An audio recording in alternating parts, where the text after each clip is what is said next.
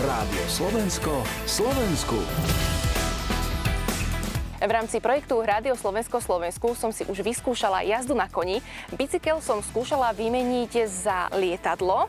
Vyskúšali sme si tento rok aj cyklodreziny a do portfólia nám ešte chýba loď. No a tu si vyskúšame teraz na Baťovom kanáli pri Skalici. Pôvodné využitie tohto Baťovho kanálu bolo aké? Pôvodne, keď postavil sa Baťov kanál, tak postavila ho firma Baťa za pomoci Československej republiky vtedy a slúžil na prepravu hnedého uhlia do elektrárne, ktorá bola v Otrokoviciach pre firmu Baťa. Mňa zaujíma, aká je celá dĺžka toho kanála, ktorá sa dá aj prejsť takouto loďkou, na akej aj my práve sedíme? Lodičky sú tu malé, ktoré si môžete ovládať sami a prejdete 56 kilometrov.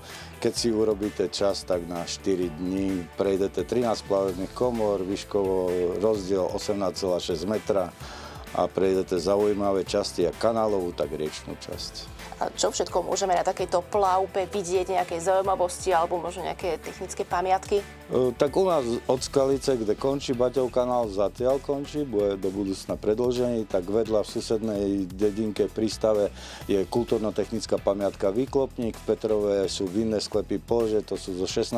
storočia domečky, je tu vodná križovatka a teda až hore Uherské Hradište, krásne mesto staré. Otrokovice, Napajedla, nádherná príroda pri rieke Morave, po brehoch rieky Moravy. Boli sme si pozrieť ten výklopník. Na čo slúži, lebo to má naozaj taký zaujímavý názov? Výklopník, už len sám názov výklopník, že sa tam vyklapalo a vyklapalo sa tam uhlie hnedé na obrovské člny, ktoré sa tu plavili. V dnešnej dobe také lode sa tu neplavia, boli 35 metrov dole, vezli 150 tón nákladu a spočiatku boli táhané koňmi, po hrádzi išli kone a tak dávali energiu tomu člnu, ktorý viezol to uhlie hnedé do Otrokovic z bane Tomáš z Ratiškovic.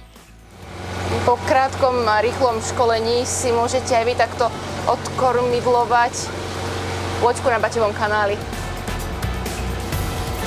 Rádio Slovensko, Slovensku. Každým dobrým skutkom vyladené.